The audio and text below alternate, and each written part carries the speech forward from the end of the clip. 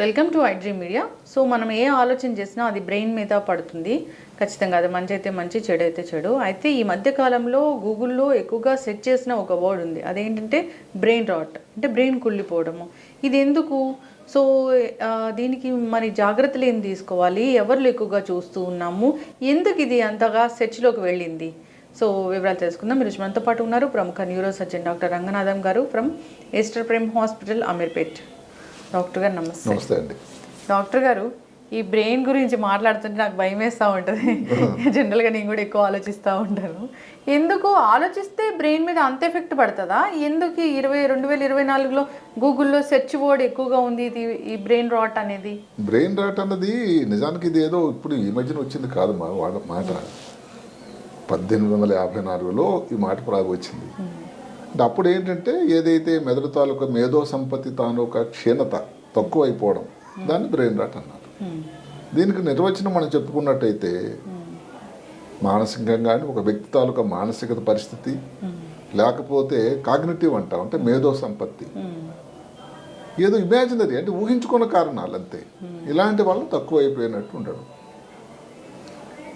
ఇది దానికి నిర్వచనం. బ్రెయిన్ రాట్ అన్నది మరి 1854 నుంచి ఉండి ఇప్పుడు ఎందుకు సడన్గా ఇది 2024 సంవత్సరానికి గూగుల్లో మ్యాక్సిమంగా సెర్చ్ చేసినటువంటి వాడైంది? దానికి ఒక కారణం ఉంది. ఇక్కడ ఏమిటంటే ఈ రాట్ గురించి అసలు సెర్చింగ్ ఎంత అయిందంటే తెలిసిన 320%. తర్వాత ఇక్కడ కొన్ని డిక్షనరీ నిఘంటువులు ఉన్నాయి ఇంగ్లీష్లో, తెలుగులో డిక్షనరీ లాగే. Oxford university English dictionary, Cambridge dictionary, లేకపోతే వెబ్స్టర్ డిక్షనరీ. అందులో ఒక సాంప్రదాయం ఉందట కొన్ని గత 40-50 సంవత్సరాల నుంచి. ప్రతి సంవత్సరం ఒక్కొక్క వర్డ్కి, ఒక పదానికి ఆ వర్డ్ ఆఫ్ ది ఇయర్ అంటారు. అది ఈ సంవత్సరం ఆక్స్ఫర్డ్ యూనివర్సిటీ ప్రెస్ వాళ్ళు, డిక్షనరీ వాళ్ళు కూడా ఈ బ్రెయిన్ రాట్నే పెట్టారు మొట్టమొదటి పదంగా. అంటే ఏమిటంటే, అంటే ఎంతమంది దానిని తెలియకుండానే వాడుతున్నారు. నాకేదో బ్రెయిన్ రాట్ అయిపోయింది, నాకు సరిగా లేదు అని చెప్పడానికి బదులుగా ఇలాగ వాడడం అన్నది ఎంత వరవడి అయిపోయింది, ఎంత కామన్ అయిపోయింది. అంటే డాక్టర్ గారు ఎక్స్క్యూజ్ మీ, అంటే జనరల్గానే బ్రెయిన్ రాట్ అనేది వైద్య పరిభాషలో ఉందా? ఉంది. అంటే ఏమిటంటే ఇదేదో రాట్ అంటే కులిపోవడం కానీ, మామూలుగా తెలుగులో దానికి తాత్పర్యం ఏమిటంటే చెదలు పట్టడం కానీ, లేకపోతే కులిపోవడం అని. నిజానికి అలాంటి కులిపోవడం కాదు, కానీ మెదడు మీద అంత దుష్ప్రభావం జరుగుతుంది అని. అర్థమైంది కదా. దీనికి మెయిన్ కారణం ఏమిటి? ఏదో పనికి మాలినటువంటి నెట్లో వచ్చినటువంటి విషయాలు, ఆ జోకులు, ఆ ట్రెండింగ్లు, ఆ మేమ్స్, ఇంకా అదే బుర్రలో తిరుగుతూ ఉంటే మరి ఇంకా దాని ఇది కాకుండా ఏమవుతుందండి? ఇది ముఖ్యంగా ఎవరిలో వస్తుంది అని అంటే జనరేషన్ జెడ్, ఆల్ఫా జనరేషన్ అంటారు. జనరేషన్ జెడ్ అంటే ముందు చెప్తాను. అంటే ఏమిటది? 1997 తర్వాత 2010 మధ్యలో పుట్టిన మహానుభావులు. అంటే ఇంటర్నెట్ ఆవిర్భావం టైంలో పుట్టిన వాళ్ళు, డిజిటల్ నేటివ్స్ అంటారు వాళ్ళు. అంటే అక్కడి నుంచి సో వీళ్ళలో కొంత కనబడుతూ ఉంటుంది. ఒక మంచితనం కూడా వీళ్ళు ఏమిటంటే వీళ్ళు పైసల విషయంలో చాలా జాగ్రత్తగా ఉంటారు, చాలా అడాప్టబుల్ కూడా. అంటే దాన్నింటికైనా అడ్జస్ట్ అయిపోతారు. నెక్స్ట్ జనరేషనే కొంచెం ఇబ్బంది. ఏమిటది? Alpha generation. వీళ్ళెవరు? వాళ్ళ నాన్నలు వాళ్ళను వై జనరేషన్ అంటారు. వాళ్ళ పిల్లలు ఈ జెడ్ తర్వాత పుట్టిన వాళ్ళు కదా, అంటే వాళ్ళకి తమ్ముళ్ళు చెల్లెళ్ళు. పీక్ డిజిటల్ టైం ఈ టైంలో జరిగింది. వాళ్ళ అమ్మ నాన్నలు అంటే ఎవరిని మనం క్రిటిసైజ్ చేసే రోజులు కాదు, కానీ జరుగుతున్న వరవడి ఒక మాట చెప్తున్నాను నేను. ఇంటి దగ్గర చిన్నపిల్లలు ఉన్న అందరికీ తెలిసిందే. పాతకాలంలో తల్లి బిడ్డని పండబెట్టాలంటే లాలి లాలి అని లాలి పాటలు పాడేవాళ్ళు, అంతే కదా. ఏదో వటపత్ర షాయికి వనమాల లాలి, లేదు చందమామ రావే జాబిల్లి రావే, అంటే ఎంతమంది గుర్తున్నాయి అలాంటి పాటలు. ఇప్పుడే పోయాయి. ఇప్పుడు ఒక మేమ్ వస్తుంది వీడియోలో, ఏది? ఎదురుగా మొబైలు, బిడ్డ కొనేది అన్నప్రాసం ముందే ఈ ప్రాసన అయిపోతూ ఉంటుంది, మొబైల్ ప్రాసన. దానివల్ల తెలియకుండా నా బేబీ నెమ్మది అయిపోతాడు, ఏడవడు, ఇంకా అదే తంతు నడుస్తూ ఉంటుంది. తల్లి ఏదో వంటింట్లో పని చేసుకుంటూ ఉంటుంది, బిడ్డకి మొబైల్ ఇచ్చేస్తుంది. అక్షరాభ్యాసం అవ్వడం అన్నది 4 సంవత్సరాలు 3 సంవత్సరాలు కావచ్చు, ఈ అభ్యాసం అయితే అప్పటికే అయిపోతుంది. అంటే ఏమిటి, ఈ సమయంలో ఈ యుగంలో పిల్లలు ఎంతసేపు స్క్రీన్ టైంలో ఉన్నారు ఒకటి. రెండోది ఏమిటి, ఈ పర్టికులర్ కోవిడ్ అన్నది ఈ వీళ్ళ మీద కూడా నిజానికి పిల్లలు తప్పు కూడా కొంతవరకు లేదు. కోవిడ్ సమయం అన్నది ప్రపంచాన్ని అతలాకుతలం చేసినటువంటి సమయం. లక్షల మంది జరిగిపోవడం సరే కదా, అసలు నేర్చుకునే పద్ధతి, నేర్చుకునే తీరు, ఇవన్నీ వాడకం ఏవైతే ఉన్నాయో ఎలక్ట్రానిక్ గ్యాడ్జెట్స్ ఆ టైంలోనే విరివిగా అయింది. పిల్లలు స్కూల్కి బయటకు వెళ్ళడానికి లేదు, ఏం చేస్తారు? ఇప్పుడు అది ఒక అలవాటు అయిపోయింది. అదే కాకుండా మీరు నమ్మితే 2010 తర్వాత పుట్టిన వాళ్ళు అన్నాను నేను, 2010 నుంచి 14లో మీరు నమ్ముతారు 2010లోనే ఐప్యాడ్ వచ్చింది, 2010లోనే ఇన్స్టా వచ్చింది. 2010 ఇప్పుడు ఏదైతే మనం చెప్పుకుంటాం brain rot 2024 word of the year అయితే 2010లో వచ్చిన వర్డ్ ఆఫ్ ది ఇయర్ ఏంటో తెలుసా? యాప్. అంటే ఆ యుగంలో పుట్టిన వాళ్ళు వీళ్ళు.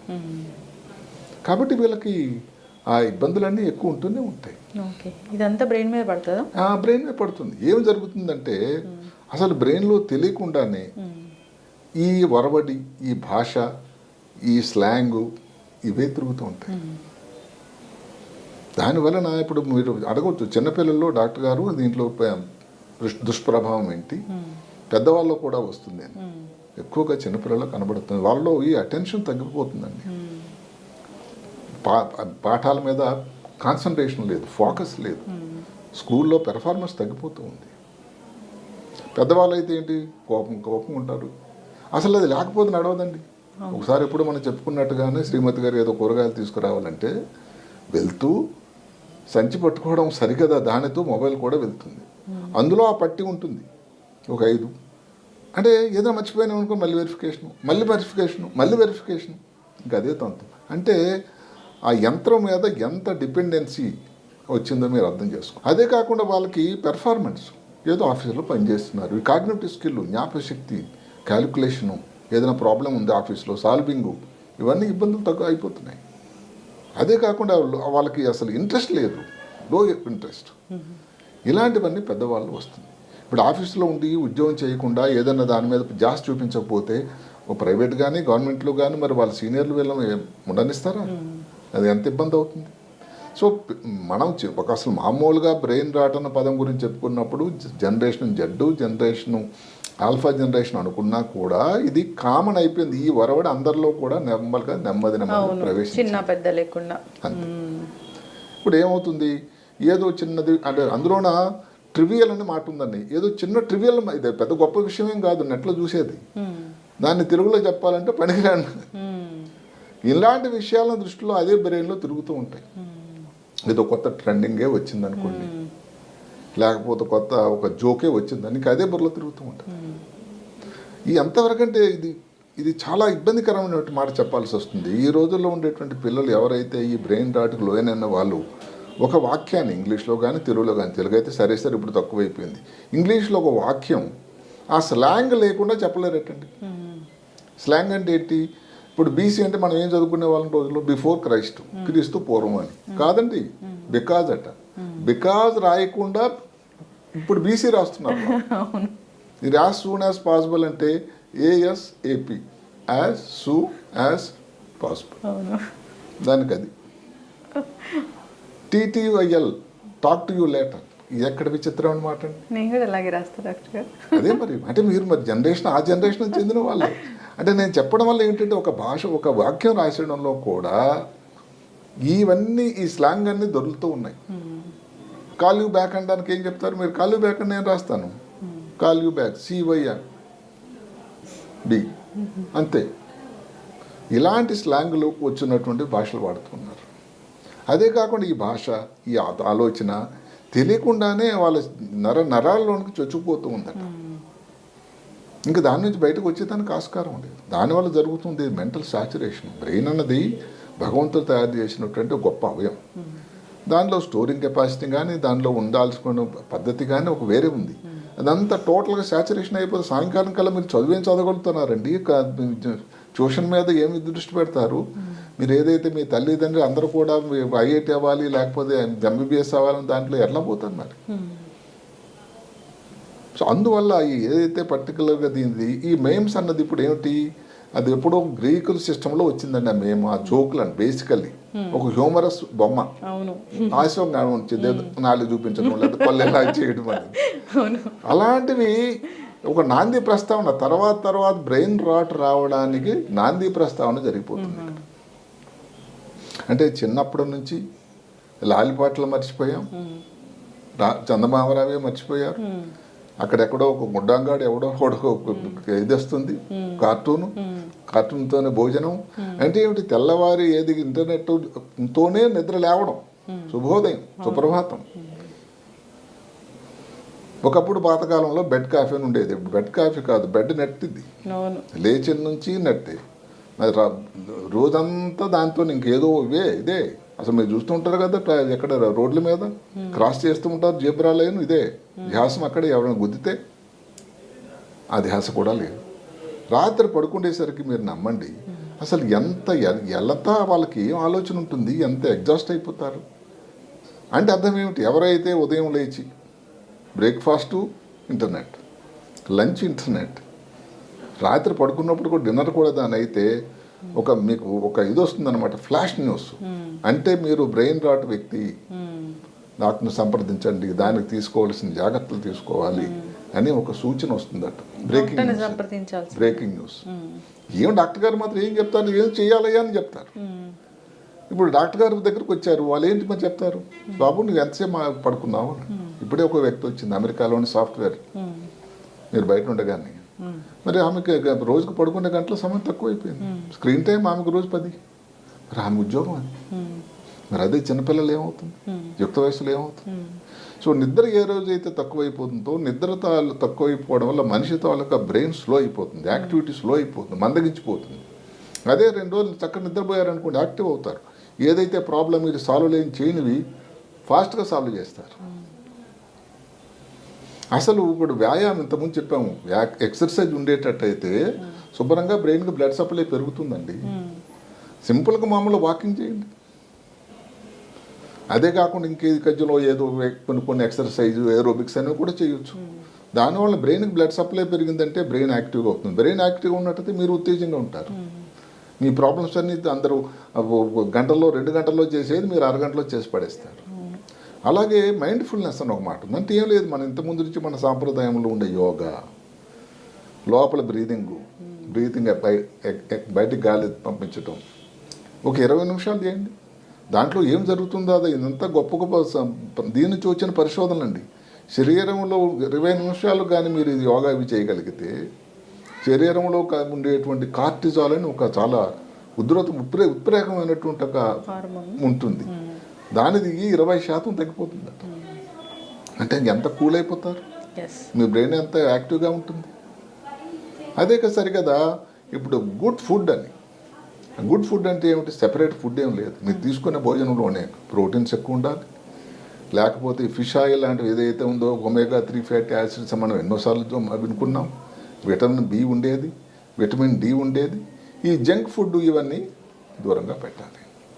ఇంకా అన్నిటికంటే ముఖ్యమైనది ఈ తరానికి ముఖ్యంగా ఏంటి, green time over screen time. అంటే పచ్చగా బయలు కానీ దీంట్లో పార్కుల్లో కానీ ఎక్కడైనా కానీ ఇంటి దగ్గర పచ్చగా ఉండే దగ్గర కానీ ఒక 2 గంటలు, అది వారానికి 120 నిమిషాలేనండి. అంటే రోజుకు మీరు కలిసి దగ్గర 15 నుంచి 20 నిమిషాలు సమయం మీరు కేటాయిస్తే మీ బ్రెయిన్లో ఏదైతే మీ జ్ఞాపక శక్తికి, ఈ కాగ్నిటివ్ స్కిల్, మేధో సంపత్తికి కేంద్రం ఏదైతే ప్రీఫ్రాంటల్ కార్టెక్స్లో అని ఉంటుందో ఇక్కడ ఉంటుంది, దాని తాలూకా సైజు పెరుగుతూ ఉందట. ఇది ఎంఆర్ఐ టెస్ట్లో తెలిసింది. ఇది ఊరికే చెప్పింది కానే కాదు. ఫుడ్ గురించి మనం సరే చెప్పుకున్నాం. ఇంతకుముందు మనం ఒకటి ఈ డిజిటల్ ఏదైతే ఉన్నామో డెసిషన్ ఫెటిగ్ అని ఒక మాట చెప్పుకున్నాం. అంటే సాయంకాలం అయ్యేసరికి ఇంకేమీ అసలు చేయలేకపోవడం.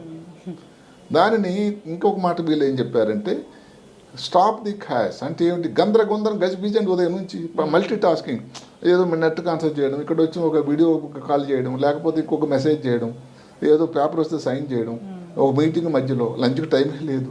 ఈ గందరగోళ జీవితంలో ఈ ప్రాబ్లం ఎక్కువ అవుతుంది. కాబట్టి మల్టీ టాస్కింగ్ కానీ మీరు తక్కువ చేయకపోతే మీ కాన్సన్ట్రేషన్ అందరూ చిందరవందర అయిపోతుంది, ఫ్రాక్చర్ అయిపోతుందట. ఫ్రాక్చర్ అంటే ఏదైతే ఇరిగిపోతుందో బోన్ లాగా, అది అతుక్కోవడం కష్టం కదండి. మరి మీ కాన్సన్ట్రేషన్ లేకపోతే మిగతా వాళ్ళకి పని అప్పచెప్పే వాళ్ళు మీరు ఎంత ఆఫీసర్ అయినా ఏం చేయగలుగుతారు? అదే కాకుండా ఈ రోజుల్లో ఇంకొకటి ఏమిటంటే డిజిటల్ డీటాక్సికేషన్ అని వచ్చింది. అంటే దానికి డిసిప్లిన్ ఉండాలి, డిజిటల్ డిసిప్లిన్ అని. అంటే ఈ టైంలోనే నేను వాడతాను, ఈ టైంలో నేను చెయ్యను. అది చేయకపోతే దాని మీద ఉన్నటువంటి విషమ పరిస్థితి చాలా ఎక్కువ. ఇంకొకటి ఏమిటి, ఏదన్నా కొత్త స్కిల్ నేర్చుకోవాలి. దాన్ని ఏమిటంటే కొత్త స్కిల్ నేర్చుకునేటట్టయితే మీ బెదరికి మేత పడుతుంది, షార్పనింగ్ అవుతుంది. చిన్నది ఏదైనా కొత్త పెయింటింగ్ నేర్చుకోండి, క్రియేటివిటీ ఉంటుంది అన్నమాట. లేదంటే ఈ మధ్య కాలంలో ఒక కొత్త పద్ధతి వచ్చింది ఏంటంటే బ్రెయిన్ స్టార్మింగ్ అని. అంటే మీరు పక్కన మీరు ఎక్కడో ఫ్లాట్స్లో ఉంటారు, అక్కడ ఒక 5-6 కలిసి ఏదో ప్రాబ్లం వచ్చింది, మీరు కష్టపడుతున్నది ఎట్లా సాల్వ్ చేయాలని. ఒక 5-6 కూర్చొని ఎట్లా చేయాలని అబ్బాయి బ్రదర్ వెంకట్రావు సుబ్బారావు గారు అంటే వాళ్ళు ఏదో సలహా ఇస్తారు, అంటే మీ ప్రాబ్లం సాల్వ్ అయిపోయింది. ఇట్లాగా ఒక పద్ధతి ఉంది. అదే కాకుండా ఇప్పుడు sharp and nurture the brain అండి, అంటే బ్రెయిన్కి మీరు షార్ప్నింగ్ ఉంచాలి అని అంటే ఇవన్నీ కూడా చేయాల్సి ఉంటుంది. ఇందులో ఏది తక్కువైనా కానీ బ్రెయిన్ చాలా దెబ్బతింటూ ఉంటుంది. కాబట్టి ఇప్పుడు డాక్టర్ దగ్గరికి వెళ్ళినంత మాత్రాన ఫస్ట్ మీరు ఏదైతే ఎంతసేపు వాడుతున్నారో ఈ మెయిమ్స్ అవన్నీ చూడడం తగ్గించండి. వీటికి మీరు దూరంగా ఉండండి. ముందు భవిష్యత్తు కోసం మీరు నాంది ప్రస్తావన పునాది వేయండి, కానీ దానికి సెపరేట్గా మందులు ఇస్తే దానికి తగ్గిపోయేది కాదండి. అదే కాకుండా ముందు మనం చెప్పినట్టుగానే తల్లిదండ్రులకి ఏంటంటే హెచ్చరిక కాదు, ఒక నివేదన ఏమిటంటే, సరే ఇప్పుడు లహలీలు పాటలు నేర్చుకోవడం కాకపోయినా మొబైల్ అయితే ఇవ్వకండి, అటు ఇటు వాళ్ళతో మాట్లాడండి, బయట తిప్పండి. చిన్నప్పటి నుంచి చూస్తే వాళ్ళ పిల్లలు ఇంత ఉపగాయం అలాగ అప్పుడే అదే కాకపోతే ఇంక పడుకోరండి వాళ్ళు, ఇంక లేకపోతే ఏడుస్తూనే ఉంటారు. అవును, వాళ్ళ తర్వాత స్కూల్కి వెళ్ళిన తర్వాత వాళ్ళు దేని మీద కాన్సన్ట్రేషన్ ఉంటుంది, వాళ్ళు ఇంకా పని చేస్తూ ఉంటే ఇంకా దాని కాన్సన్ట్రేషన్ ఉంటుంది, ఊహించండి. అందువలన ఇది ఒక్క పిల్లలు ఒక ఆల్ఫా జనరేషన్ జెడ్డదేం తప్పనే కన్నా దీనికి అందరి పాత్ర కూడా ఉంది, ముఖ్యంగా తల్లిదండ్రుల పాత్ర. తల్లిదండ్రులు దానికి కూడా ఏమిటంటే రోల్ మోడల్స్ కావాలి. అంటే మీరు భోజనం చేస్తున్నారు, డిన్నర్ టేబుల్ అందరూ ఉన్నారు, ఆ టైంలో మొబైల్ తీసుకురాకూడదండి, అంతే. రాత్రి 9-9:30 కల్లా పడుకునే టైంలో మొబైల్ ఏవి ఎలక్ట్రానిక్ గ్యాడ్జెట్స్ ఉండకూడదు. ఇలాగ కొన్ని డిసిప్లిన్ అవ్వండి, కొన్ని నిబంధనలు కానీ చాలా చాలా అవసరం. లేకపోతే ఇవన్నీ చాలా ఇబ్బందికరమైనటువంటి పరిస్థితి ముందు ఎదుర్కోపోవడానికి ఆస్కారం ఉందని. అందుకని ఆ మాట వినడానికి కొంచెం ఒళ్ళు గగురుపాటు అనిపించినా కూడా బ్రెయిన్ కుళ్ళిపోవడం కానీ బ్రెయిన్ చెదలపట్టడం అని అంటే ఎంత ప్రమాదకరమైన మాటలాగా అనిపిస్తుంది చెప్పండి. ఖచ్చితంగా డాక్టర్ గారు చాలా చక్కగా చెప్పారండి. అసలు ఏదైనా కానీ ఏదో ఒక బగ్ వచ్చిందేమో, వైరస్ వచ్చిందేమో, అందువల్ల బ్రెయిన్కి ఇలా అంటది వస్తుందేమో అనుకున్నా, అది మొబైల్ స్క్రీన్ అసలు ఎక్స్పెక్ట్ చేయలేదు. అది కూడా ఏమిటి ఏదో ఉపయోగకరమైంది గంటల కొలది పని చేయడం అని కాదు. ఇప్పుడు మాత్రం సాఫ్ట్వేర్లు ఉన్నారు, తప్పదండి అది. ఇదేమిటి ఏదో సిల్లి చెయ్యి చూడకపోతే ఏదో అయిపోదు. మేము అంటే లేకపోతే ఒక క్లాస్ 7-8 క్లాస్ చదువుతున్న వాళ్ళు ఒక సెంటెన్స్ ఈ స్లాంగులు లేకుండా రాయలేకపోతున్నారంటే ఎంత దైనందిన పరిస్థితి చెప్పండి. స్పెల్లింగ్స్ మర్చిపోయాము ఎందుకంటే ఈ షార్ట్ కట్లు వచ్చాయండి. ఇప్పుడు బీసీకి బిఫోర్ క్రైస్ట్ అని పాతకాలంలో ఏడి అంటే ఆఫ్టర్ డెత్ ఆఫ్ క్రైస్ట్ అని ఉండేది. ఇప్పుడు బీసీ అంటే బికాజ్ నీకు రాయాల్సిన ఇంకొక 3 మధ్యలో లెటర్స్ అంతేనా బికాజ్కి, దానికి బీసీ. ఇంకా లై అంటే అబద్ధం చెప్తున్నారు క్యాపట, అదే నాది లేదు, మొదటిసారి చదివాను క్యాపట అంటే లై అని చెప్పడానికి. ఇలాంటివన్నీ ఈ భాషలో వచ్చి అలాంటి ఒకటి కాదండి 81 మాటలు ఉన్నాయట ఈ స్లాంగులో. ఇది ఒక కొత్త ఒరవడి, కొత్త వ్యాకరణం అన్నమాట. అందువల్ల వాడకానికి అప్పుడు ఇంట్రెస్టింగ్గా ఉన్నా కానీ దానివలన మీ లాంగ్వేజ్ స్కిల్, ఎందుకంటే ఇంకొక మాట ఉంది, లాంగ్వేజ్ స్కిల్ ఏదైతే ఉందో మాతృభాష కానీ లేకపోతే ఇంగ్లీష్ ఏ భాష కానీ ఎవరైతే లాంగ్వేజ్లో స్కిల్ ఉన్న వాళ్ళకి మిగతా విషయాలు కూడా అవగాహన ఎక్కువ వద్దట. ఇవన్నీ కూడా మీరు అందరూ ఆలోచించాలి. ఇదేదో ఆశాస్పదంగా నేను చెప్పానని కాదు.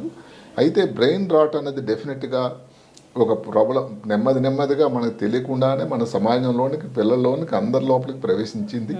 దీనికి దూరంగా ఉండాలి అని అంటే అది చాలా అవసరం. ఇది అందరి తాలూకా సహకారం, ఆలోచన, దానికి ఉండాల్సిన డిసిప్లిన్ అవసరం. ఖచ్చితంగా డాక్టర్ గారు, ఇప్పుడు ఏదైతే బ్రెయిన్ రాట్ అని మీరు చెప్తున్నారో దానికి గురైతే కనుక సరిగ్గా ఆలోచించలేరు, కాన్సన్ట్రేషన్ ఉండదు, మర్చిపోతారు.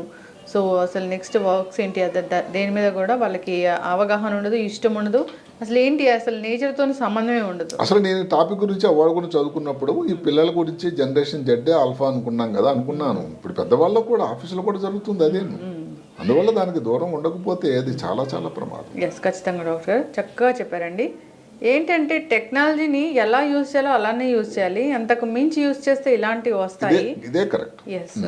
సో మన రూట్స్ ఏంటి మనం మర్చిపోకూడదు, మన సంస్కృతి సాంప్రదాయాలు ఎప్పటికీ మనం గుర్తుంచుకోవాలి, వాటికి అనుగుణంగానే మన జీవన విధానం అనేది ఉండాలి. అంటే కొత్తగా తల్లులు కాబోయే వాళ్ళకి సూచన ఏమిటంటే లాలి పాటలు ఏదైతే వాళ్ళ అమ్మగారు ఏం నేర్పారో అవన్నీ నేర్చుకోవాల్సిన సమయం వల్ల వచ్చిందేమో అని ఇక మొబైల్ దగ్గర ఇవ్వకూడదని చెప్పక ఏం చెప్పారంటే మీరు టైం స్పెండ్ చేయండి మీ పిల్లలతో. అంతే కదండి. దాని చక్కటి ఇన్ఫర్మేషన్ డాక్టర్ గారు. అందరూ కూడా దీనికోసం ఆలోచించాలని కోరుకుందాం. బ్రెయిన్ దానికి ఏమైనా అవుతే ఇంకా తర్వాత ఆలోచించడానికి తర్వాత చేతులు కాలిపోయిన తాకులు పట్టుకోవడం వల్ల ఉపయోగం ఉండదండి. సో నెక్స్ట్ జనరేషన్కి మనం హెల్దీ లైఫ్ స్టైల్ని మనం అలవాటు చేయాలని కోరుకున్నామండి. చాలా చక్కటి. అందుకనే ఇంకొక మాట అక్కడ వచ్చింది, ఒక మంచి సూత్రం, ఇది నాకు చాలా నచ్చింది. Break the brain rot cycle. అంటే ఈ బ్రెయిన్ రాట్కి ఏదైతే సైకిల్ మొదలైందో మీరు చూడడము, దాని మీద బ్రెయిన్ మీద ఎఫెక్టు బ్రేక్ చేయండి. Create a healthy brain, sharp brain 2025. అంటే 2025 లోపలికి మనం అడుగు పెట్టే ముందు వీటికి దూరంగా ఉండి ఒక స్మార్ట్ బ్రెయిన్ తయారు చేసుకోవడం మన అందరి చేతుల్లో, మీ చేతుల్లో ఉంది. మంచి రెజల్యూషన్. చక్కటి ఇన్ఫర్మేషన్ డాక్టర్ గారు. ధన్యవాదాలు. నమస్తే.